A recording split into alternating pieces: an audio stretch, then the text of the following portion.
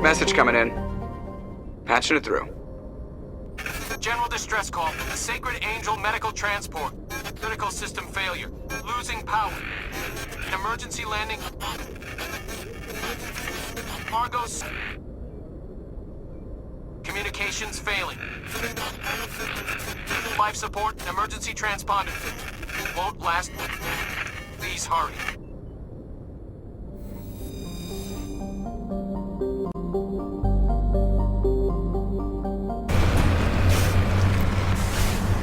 There's the down ship. This must be the place. Careful. I've got a bad feeling about this. Captain, it's a trap.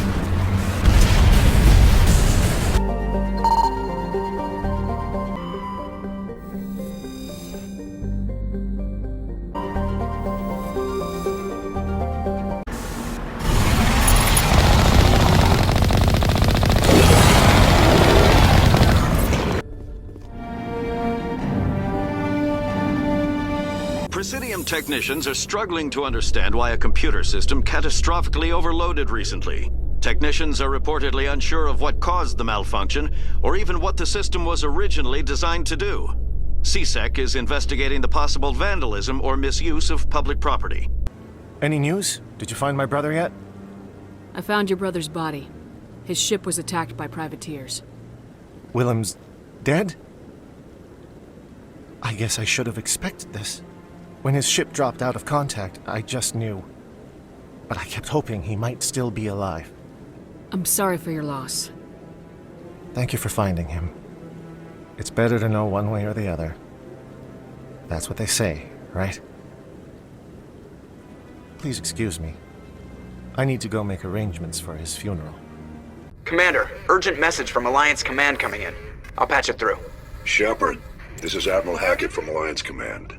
We've got a situation here, and you're the only one that can handle it. What do you need, Admiral?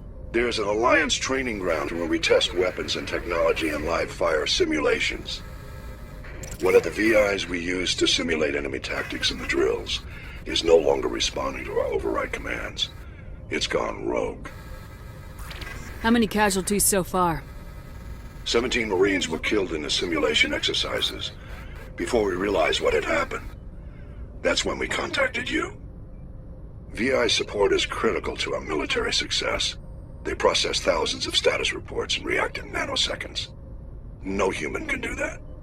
But as advanced as this thing is at military strategy, it's still just a VI. It's not self-aware, and it's completely disengaged from any networks. That's where you come in. We need you to fight your way through the training ground of the VI core, and manually disable it. Don't worry, Admiral. I'll take that thing out. I know Spectres answer the Council, but you're still human. You're still part of the Alliance military, and right now we need you. The VI controls all the facility's weapons, drones, and automated defenses. You're the only one that can pull this off, Shepard. Good luck.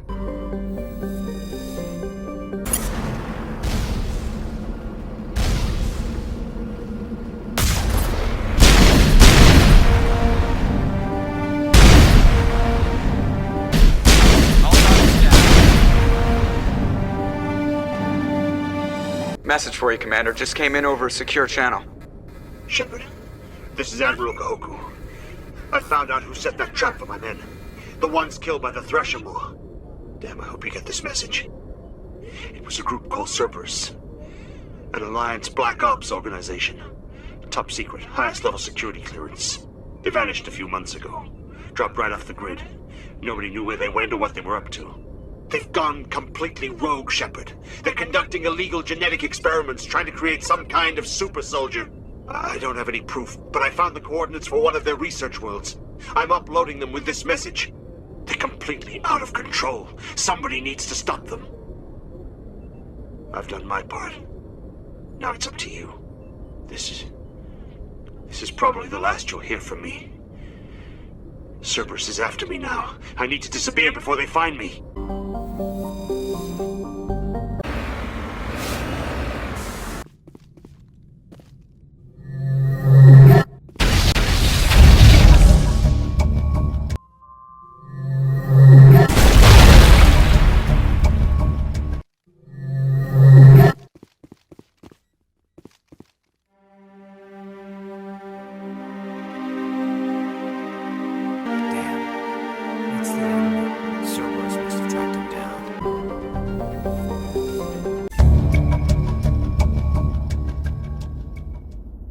Transmission coming in, Commander. I think you're gonna want to hear this one. Greetings, Commander Shepard. I represent a party interested in obtaining information on Cerberus activities. Who are you, and who do you represent? Who I am is inconsequential. Suffice to say, I am an agent for the Shadow Broker. You see, Admiral Kahoku contacted my employer looking for information on the location of any Cerberus facilities. We provided that information on the promise that he would turn over copies of all files gathered from the Cerberus systems to us. Did you have anything to do with Admiral Kahoku ending up dead? We had no reason to harm him. He was going to provide us with information about Cerberus. Information that is now in your possession. You must have some connection to Cerberus.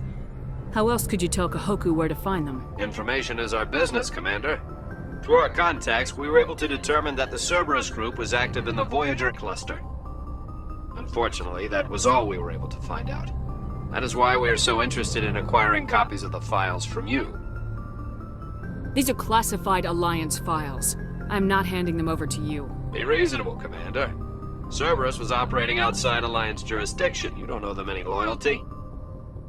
The Alliance is just going to file this information away in some archive. But no secret stays hidden forever. Eventually, someone somewhere will deliver it into our hands. Might as well be you. Transmit the files to us and you will be well compensated. What are you gonna do with this information? Information is a commodity. It can be bought, sold, or traded. Why my employer desires this information is not my concern. I am only the buyer. My loyalty is to the Alliance, not the Shadow Broker. That is unfortunate, Commander. My employer will remember this the next time you need something from us. Commander, incoming signal from 5th Fleet HQ on the Citadel. Commander Shepard, something uncomfortable has just come up. In the First Contact War, we fired a lot of espionage probes into Turian space. We just received a mission complete burst from one of them. Where's it been in the meantime? No idea. Lost in transit. These probes were built in a hurry after First Contact. What makes this uncomfortable? When these probes were launched, we didn't have any idea who we were fighting. We didn't want to risk aliens examining our technology. The probe has a demo nuke built in. A 20-kiloton tactical fusion warhead. About equal to the bomb dropped on Hiroshima back in the 20th. If somebody finds that probe, tampers with it, you don't need me to finish, Commander. I understand this must be handled, but I don't have anyone trained to deal with this sort of thing, sir. I know. I wouldn't ask if it wasn't important. These probes have been classified for 26 years. The Council will call fusion bomb booby traps dangerous and irresponsible. The Alliance would face censure if they find this probe. I'm asking you because the Normandy can get on site quickly and quietly. It's in the Voyager cluster. We'll get on it immediately, Admiral, and we'll be discreet. I appreciate that, Commander. Good luck.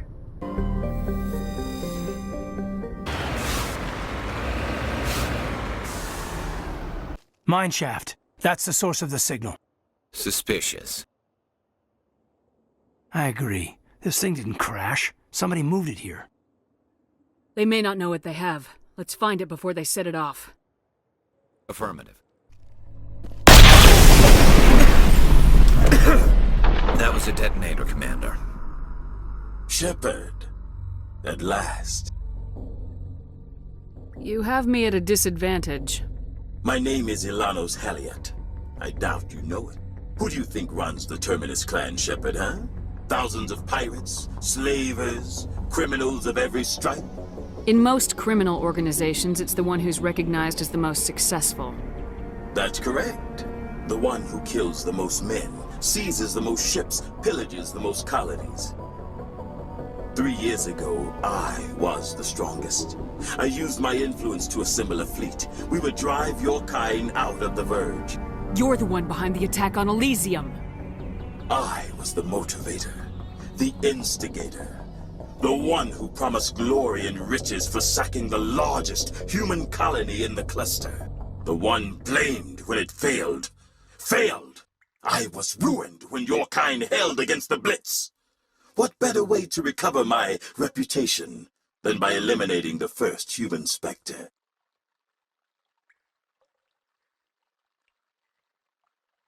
My crew will come for me. Oh, let them. We'll be ready. An Alliance warship would make a fine prize. Oh, and if you haven't noticed, the ores here are laced with heavy metals. I'm afraid your suit radios aren't powerful enough to transmit out. It doesn't have to be like this, Halliot. Empty words from a dead woman. Goodbye, Shepard. Orders, Commander. We've got air and light and the Normandy's still in orbit. Let's look for another way out.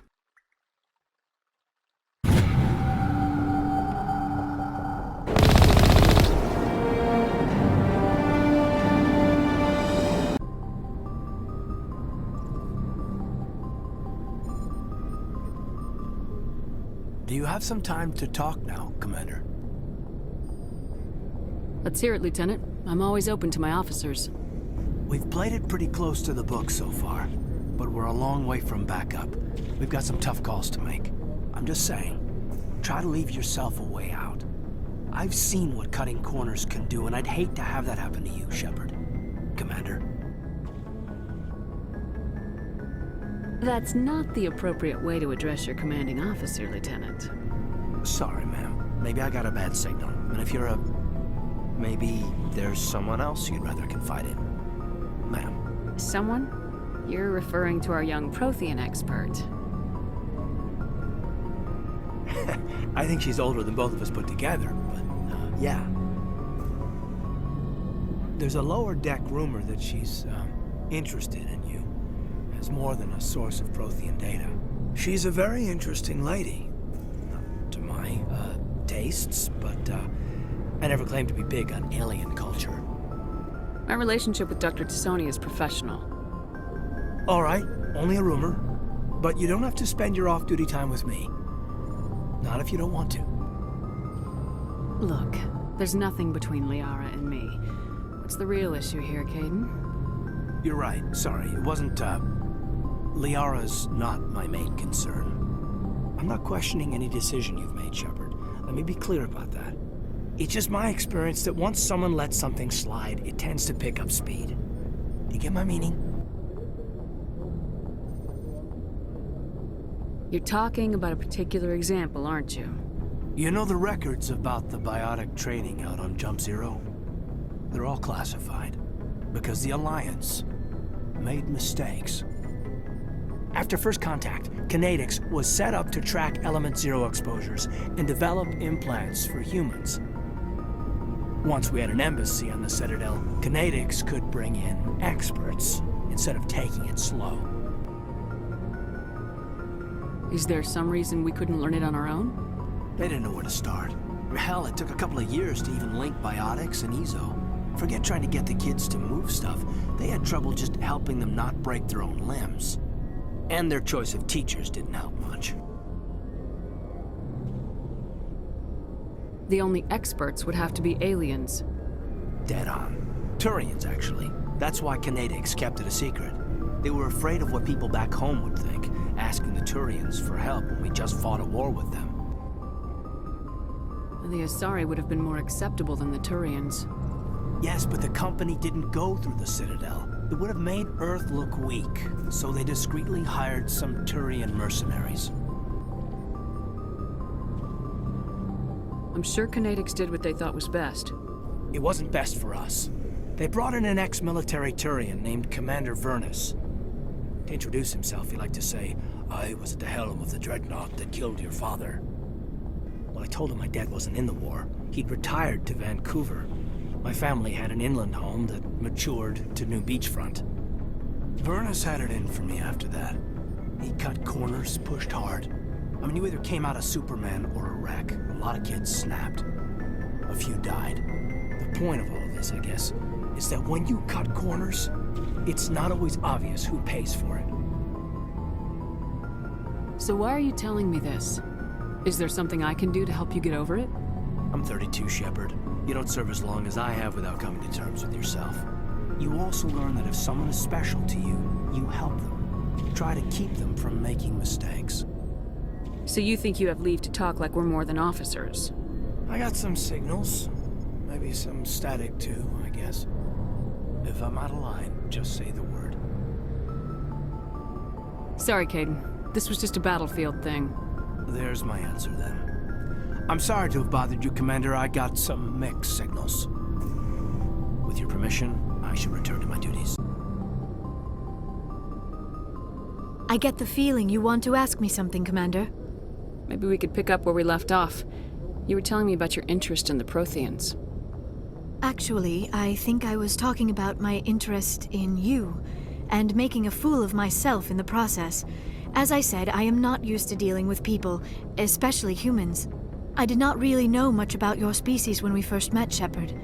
I found it hard to take humanity seriously. Your kind always seemed so rushed and high-strung. We don't have the luxury of time, and Asari can live for 1,000 years. We're lucky if we hit 150. That is true. At first I thought that was a weakness of your species. After spending time with you and your crew, however, I think it may actually be an advantage. You humans are creatures of action. You pursue your goals with an almost indomitable determination. It is an admirable trait, but also an intimidating one. You're scared of us? Unfortunately, the rest of the galaxy sees humanity as something of a bully. You run over anyone in your path to get what you want. It is up to people like you to change their minds, Shepard. I'm doing the best I can, Liara. There is a reason the Council chose you to become a Spectre. They saw something special in you. The best of what humanity has to offer. I looked into your history. I know what happened on Akuz. The fact that you survived shows a remarkable strength. You didn't need to go behind my back. I would have told you whatever you wanted to know. I apologize, Commander. After our last conversation, I was afraid I would say something stupid again. I wanted to know more about you, to understand what made you into the woman you are. There is something compelling about you, Shepard. You're interested in me because of my visions. You just want to know more about the Protheans. I admit, your connection to the Protheans had something to do with my initial interest, but it has grown beyond that. You intrigue me, Shepard, but I was not sure if it was appropriate to act on my feelings. I thought there might already be a relationship between you and Lieutenant Alenko.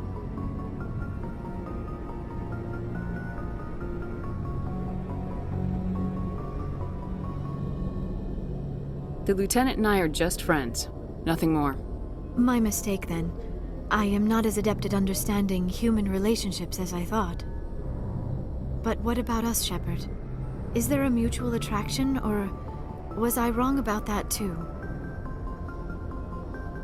I'm not interested in you in that way, Liara. This is very embarrassing for me, Commander. Please, let's talk about something else. I should go. Oh, hello, Shepard. Are you okay? I don't know. Your ship is amazing, and your crew's been really great to me. Especially your chief engineer. But I just sort of feel out of place. The Normandy runs so smooth it feels like we're not even moving. And the engines are so quiet. How do you sleep at night? The silence wakes you up? Back on the flotilla, the last thing you want to hear is silence. It means an engine's died or an air filter shut down. I guess you don't have to worry about that here. But old habits die hard. But it's more than just the silence. This ship feels so empty. It's like half the crew is missing. Back home, I couldn't wait to go on my pilgrimage.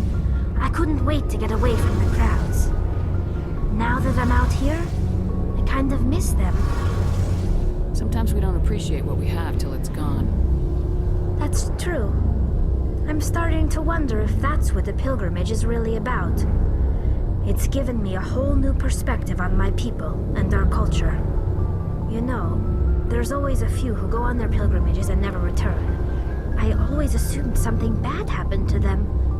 But maybe they just wanted a different life. You do plan to return to the migrant fleet, right?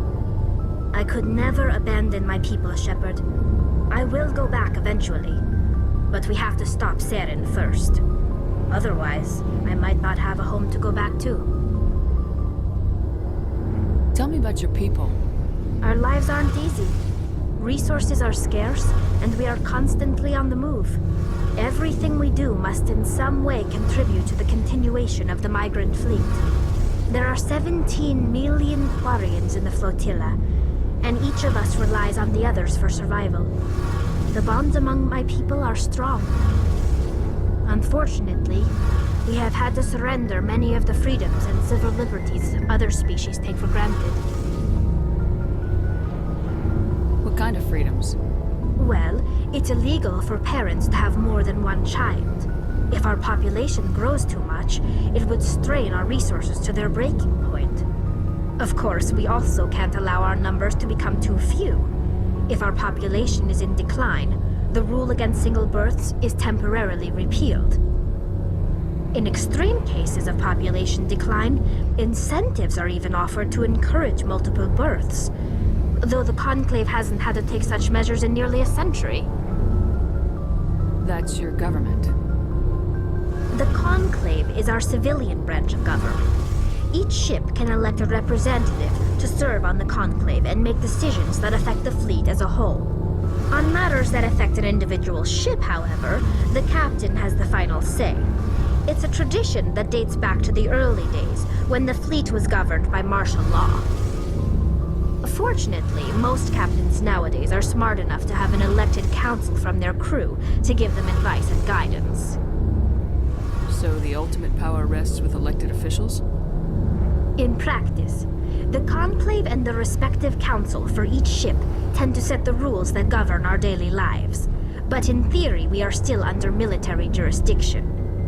The 5 top-ranking military officials in the fleet serve on the Admiralty Board. These 5 have the power to overrule any decision by the Conclave in case of emergency.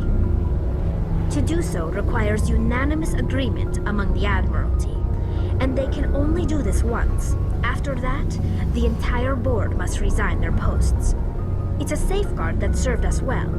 In nearly 3 centuries, the Admiralty Board has only overruled the Conclave 4 times. I want to know more about the Geth. I doubt I can tell you anything you don't already know.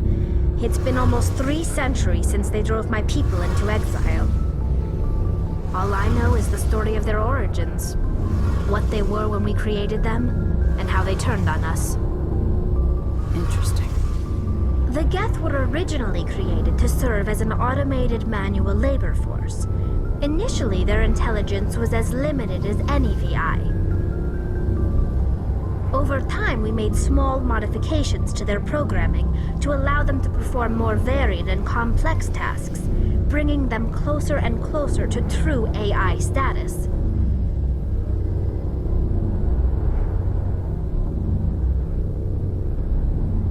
How come the Council didn't step in and stop you? This wasn't true AI research. We may have been skirting the bounds of the law, but we never did anything that was actually illegal. The changes were so insignificant, so gradual, that we were able to control them. Or so we thought. But one thing we underestimated was the power of the neural network. A million Geth thinking simultaneously created an inherently unstable matrix. So the Geth share brainpower? Many of the Geth's logic systems were designed to work in concert with other nearby Geth. Basically, the more of them you have in a group, the smarter they are. So there's some sort of group consciousness? No, nothing like that. They cannot share sensory data or information. Their programming cannot handle that much simultaneous input. Each Geth maintains an individual awareness and identity. The neural network only operates on a process-based level. It's basically the synthetic equivalent of a subconscious. But when they're in close proximity, they can coordinate low-level functional processes, freeing up more capacity for original or independent thought. What made them rebel? As we built more and more Geth, their effective intelligence became more sophisticated, more abstract. One day, a Geth began to ask its Quarian overseer questions about the nature of its existence. Am I alive? Why am I here? What is my purpose? As you can imagine, this caused a near panic among my people. What did you do? It was inevitable the newly sentient Geth would rebel against their situation. We knew they would rise up against us, so we acted first. A general order went out across all Quarian-controlled systems to permanently deactivate all Geth. The Geth responded to this order violently. Hey, you can't blame them for fighting for their survival. We had no other choice. The Geth were already on the verge of revolution. By acting quickly, we had a chance to end the war before it began. The hope was that most of the Geth would still be little more than machines, incapable of organized resistance. But they had progressed much further than anyone anticipated. The war was long and bloody. Millions upon millions of Quarians died at their hands. In the end, we were forced to flee our own homeworld. We feared the Geth would pursue us, but they never came beyond the Veil. Now we drift through space, exile searching for a way to reclaim what was once ours. It's hard to feel sorry for you. Your ancestors tried to wipe out another species. We made a mistake when we created the Geth in the first place, but we did not make a mistake when we went to war against them. If we had not acted, they would have wiped us out. They're a synthetic life form. They have no use for organics. None. Why do you think they cut themselves off from the rest of the galaxy? Why do you think they've killed every organic being who's ever tried to contact them?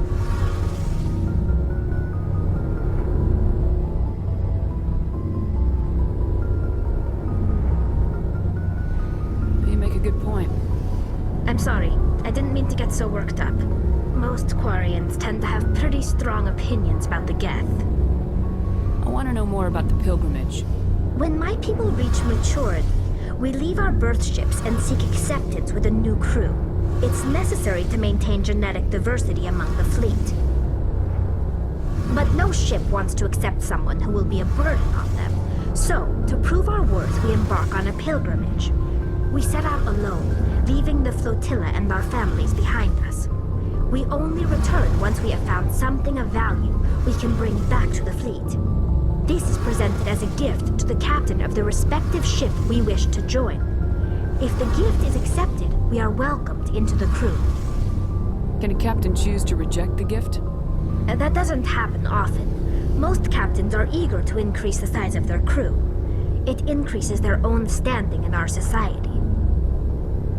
Even when the gift is not particularly valuable, the captain usually accepts it out of a sense of tradition. However, there is a stigma to presenting a substandard gift. It's not the best way to make a good impression on a new community. Most pilgrims don't return until they find something worthwhile. I can't believe they just send you off alone. It's not like they just cast us out. Before we leave, we are given lessons in how to survive outside the flotilla, and given gifts to help us on our journey. We also receive implants to fight off sickness and disease. Generations of living in an isolated and highly controlled environment have left our immune systems weaker than most. By the time we leave the fleet, we are well equipped for the pilgrimage. This is a rite of passage for all Quarians. If it were dangerous, our numbers would suffer. Virtually every pilgrimage ends with a triumphant return and the ritual presentation of the gift to one of the fleet's captains. I want to talk about something else. Like what? I should go. What do you want, Shepard? Why did you become a mercenary? Lots of reasons. Such as? Such as, I needed to get out of our system. I needed to eat. I needed to survive. Why not stay and help your people? I tried to help. That's why I had to leave. What happened? I was betrayed. I was head of a small tribe. We were trying to restore order after the war, but the other tribes were against us. They followed Jared, one of the few warlords who survived the war with the Turians. But he was old, and so were his ideas. He wanted to continue the war. He wanted us to fight. Turians, Solarians, each other. It didn't matter who, as long as we were fighting. What did you want? I just wanted Jared to shut up, to stop his ranting. I wanted him to stop leading the tribes astray. But he couldn't understand how much things had changed. We didn't have the numbers to go to war. Even if we did, the genophage made sure we couldn't replenish our numbers fast enough. I told them all to forget about war. We needed to focus on breeding, at least for one generation. And for a while, we were getting through. Some of the tribes started coming around. I take it the warlord didn't appreciate that. No, he didn't. He arranged a crush with the tribes, a meeting on neutral ground. He wanted to talk. We met at the Hollows, near the graves of our ancestors.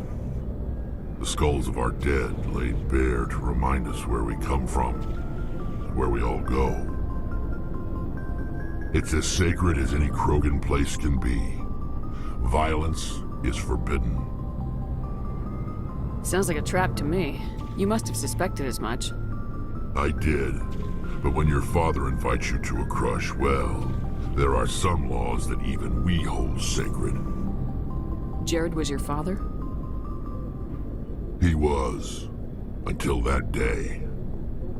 We talked, but we didn't get anywhere. When it was clear that I wouldn't join him, he gave the signal. His men leapt from the graves of our ancestors like Krogan undead. The few that were loyal to me died quickly. I escaped with my life, but not before I sank my dagger deep into my father's chest. That is why I left, and that's why I'll never go back. You must have family other than your father. Don't you miss them? You trying to make me cry, Shepard? I've got some unfinished business with my family, but that's all. What kind of business? Before I left, I made an oath to my father's father. I swore to recover my family's battle armor. It was taken from him after the uprising. What's so important about this armor? It's a relic. Useless, really. But it was worn by 5 generations of my family before the war. It's rightfully mine. Originally, it was taken by the Turian military. We weren't allowed armor or weapons after the war. Now, it's in the hands of Ton Actus, a Turian scum who collects relics from the war. He's made millions selling Krogan artifacts that were stolen from my people.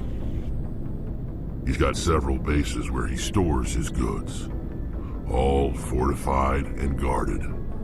I just don't know which base has my family's armor. Just tell me where to start looking. I'll upload the data to your nav system. But Commander, I want to be there when you find him. So long, Rex. Commander, good to see you. You've been with C-Sec a while. Have you seen much action? Well, not as much as you, but yeah, I've seen some interesting things. I bet you have. Anything in particular that stands out? I remember this Solarian geneticist I was sent to investigate. That case was a bit disturbing. What happened? Why were you investigating him? I was tasked with tracking black market trade on the Citadel. Most of it harmless, nothing I needed to pursue. But during the course of my investigation, I noticed an increase in the trade of body parts, organs mostly. We usually get a few of those, but not the numbers I was seeing. We weren't sure if there was a new black market lab or if some freak was harvesting organs from citizens. You've seen this before on the Citadel?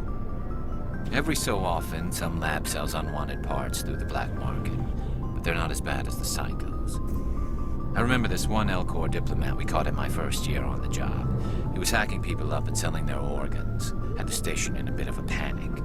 But this case wasn't that clear-cut. Turns out there was more going on than we first realized. So how did you figure out what was happening? First, we got a hold of a sample and ran DNA tests. The weird thing was, the match led us to a Turian who was still alive and was very convinced he'd never lost his liver. After a bit of digging, I discovered this Turian worked briefly for Dr. Salion, the geneticist. So I went to his lab hoping to find evidence of cloned organ development, but there was nothing. No Salarian hearts, no Turian livers, not one Krogan testicle. You're kidding, right? Why would anyone want Krogan testicles? Some Krogan believe that testicle transplants can increase their virility, counteract the effects of the genophage. It doesn't work, but that doesn't stop them from buying. They'll pay up to 10,000 credits each. That's 40,000 for a full set. Somebody's making a killing out there. What'd you do about the geneticist? I brought in some of his employees for interrogation, to see if I could get them to talk. While I was interviewing one of them, I came across something suspicious. You mean threatening? Was that really necessary? Maybe, maybe not. Either way, it paid off. One of my detainees started bleeding profusely during the interview. We offered to patch him up, and he got frantic, freaked out. I ordered a full exam to find out what was going on. Our medics found incisions all over his body, some of them fresh.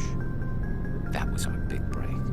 These people weren't just Dr. Salion's employees. They were test tubes. Walking, living test tubes. He was growing parts inside these people?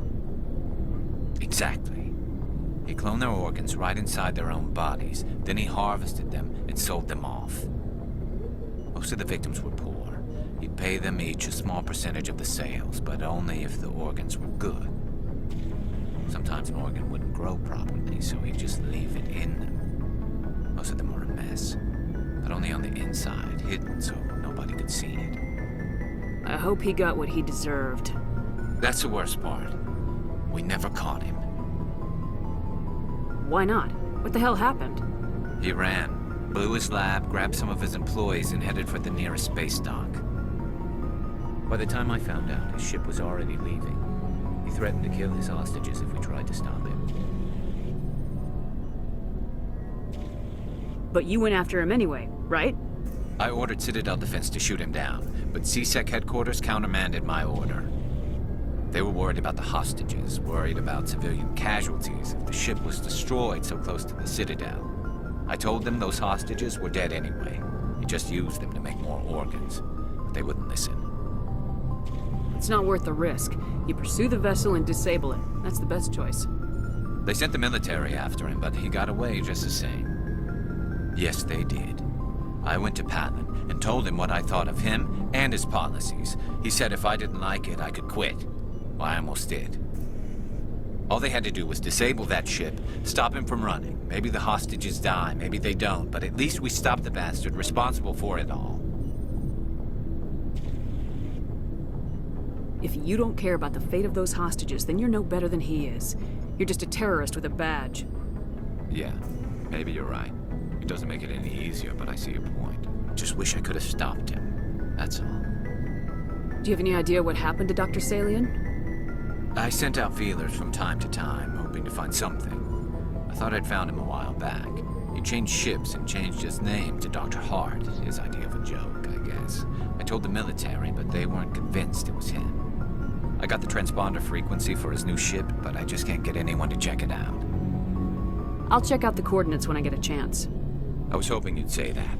But Commander, take me with you when you go. If it's Salion, I want to be there when you find him. Commander? Do you have a few minutes to talk? One-on-one? Sure. I was just watching some mail from home. Oh, before I go, we saw Caden in a news vid about the Normandy. He's cute. Later, sis. Let's pretend this never happened. Are you interested in the Lieutenant, Chief? Fraternization is against regulations, ma'am. Don't ask, don't tell. What's up? You didn't come by to eavesdrop on family mail. Your family seems to be important to you. Yeah, we've always been close. Me and my sisters especially. With Dad on duty so much, I had to help Mom raise them. Did your father serve with the fleet? Yeah, took any crap posting he could get that offered space time. You know what? He worked his ass off trying to get recognized, but he never made it above serviceman 3rd class. He was real proud when I made chief. First thing he did was salute. What about your mother? You haven't mentioned her. You must know what military wives are like. Strong because they have to be, able to raise kids while Dad's away on a 6-month cruise. She has a degree in planetary geology. She and Dad both wanted to see new worlds. She gave up her career to raise us, though. You have more than one sister? Sounds like a big family. Yeah, I'm the oldest, then Abby, then Lynn. Sarah's the youngest. She's still in high school. With 4 girls, Dad used to say he felt more outnumbered at home than on maneuvers. Where did you grow up? All over. We transferred a half a dozen times before I finished grade school. You go where personnel command sends you, right? I guess that's why I'm so tight with my sisters. We'd have to leave all our friends every 2 or 3 years. You're lucky to have a close family. Sorry, I forgot about your family situation. Or lack thereof. Relax, Williams. I've dealt with it. Asked me to clear a bunker of armed hostiles? No problem. Dealing with the foot in my mouth? Not so good with that. Things were tense between Sarah and me for a while. Then we bonded. Sounds like a story. Feel like sharing? Sarah got herself a boyfriend who wanted to go faster than she did. Mike. I didn't think he was a bad kid, just pushy. Lynn would send me these worried vid mails, and I'd tell her to relax. If he really liked her, he wouldn't be pushy. Yeah, of course. If he didn't ask at all, I'd wonder if he thought Sarah was ugly. Damned if you do, damned if you don't. Mike thought they'd go for a romantic walk in the woods, because he figured it was past time they did the deed. She levered Mike face first into a tree and left. Didn't have a scratch on her. Good thing Mom and Dad had us all learn some kind of self-defense. I took emergency leave and walked Sarah to school for a few days. Why didn't you tell the police? She said it wouldn't solve the real problem, and she and Mike would both become household names. It was a small colony. I said it was her call to make, that we should let her do it her way. Mom was pretty pissed about that. You said all of your sisters learned self-defense? Lynn did pistol practice, but didn't like it. She's kind of nervous. Sarah took Aikido. Abby decided to learn the sword. She always was a little weird. Likes big skirts and tops you have to tie her into. They do great things to her figure, though. So, what did you learn? One of Dad's friends taught me Marine hand to hand. You traveled all the way home to walk your sister to school. It was only a dozen light years, like a day's cruise. It's not like it was going to Earth or something. My last day out, Mike was waiting for us. Sarah had told her friends, so everyone at school knew what he did. He wasn't happy. I wanted to snap him in half, but Sarah gave me this look, this let me handle it, I need to do this alone look. She kept her cool, God bless her, as he screamed in her face. She just let him vent. Then he tried to punch her. I swear, she just flowed around him. Next thing I knew, he's face down on the sidewalk, and there's blood everywhere. That's unbelievable. Sarah must be as good as you. Better. I'm more or less a straight-up puncher. When he swung, she wasn't there anymore, and he fell. She helped him stop the bleeding and had me call an ambulance. She told the paramedics he fell. Before they took him to the hospital, Mike touched Sarah's arm. I thought he was gonna end up on the ground again. But he hung his head, whispered, "I'm sorry," and started crying. And she hugged him. The Williams women are a decisive bunch, Commander. We do things when we're ready. Not before, not after. Your sister's something else. But you didn't mention your father at all. Was he on deployment? Dad always wanted to serve in space, but he wanted us to have real ground under our feet. He'd say, space is beautiful, but you can't raise a family there. I cannot rest from travel. I will drink life to the lees. All times I've enjoyed greatly, have suffered greatly, both with those that loved me and alone. For always roaming with a hungry heart, much have I seen and known. Cities of men and manners, climates, councils, governments. I didn't know you liked classical literature.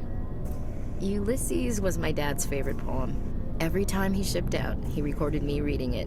He had a dozen versions when he retired. Does he still like it? I sure hope so. I read it to his grave every time I go home. Dad passed on a few years back. He's probably still watching, though. You mean from wherever we go after death? Dead on, Skipper. He's with God now. That's not a problem with you, is it? That I believe in God?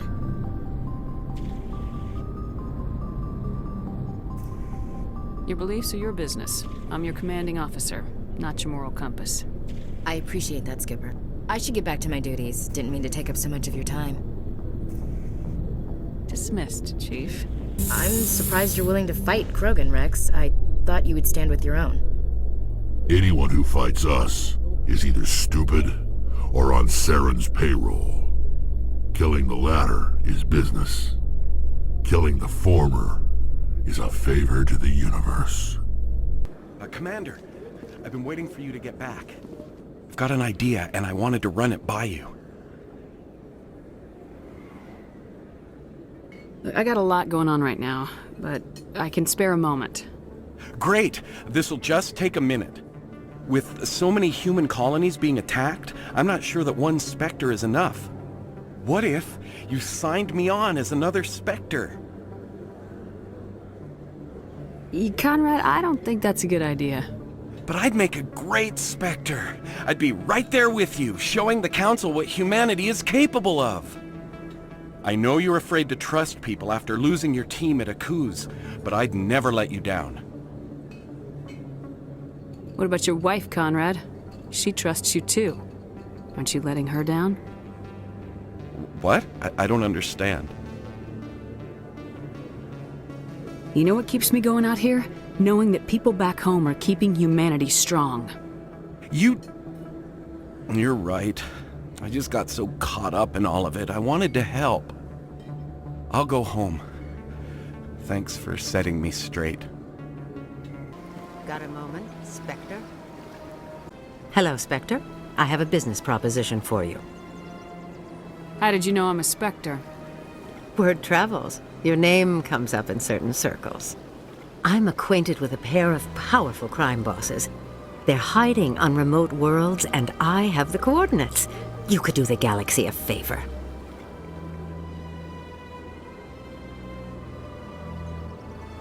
What kind of defenses would these two have? I haven't the faintest idea, but they're certain to be armed. Their partnership's soured, and each believes that the other intends to kill him. They will be well prepared.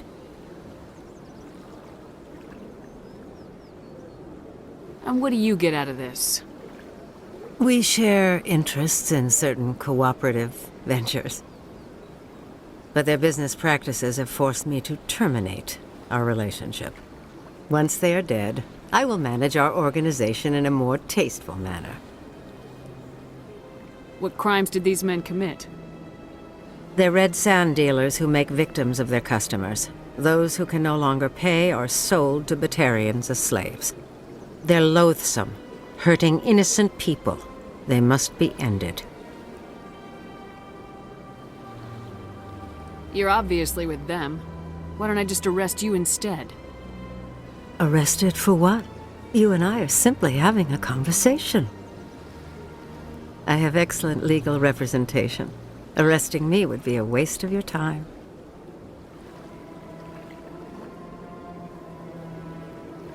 Find someone else to do your dirty work. I want no part of a gang war. Here are the coordinates nonetheless. What you do with them is your decision. Could you really let these men live, knowing that you can stop them? Goodbye, Commander. It's been a pleasure to meet you. Reporter Kalisa Al-Jalani recently attempted to land an interview with Commander Shepard, the first human Spectre. Commander Shepard answered difficult questions, demonstrating that under that military uniform is a keen diplomatic mind. We'll have exclusive footage later today.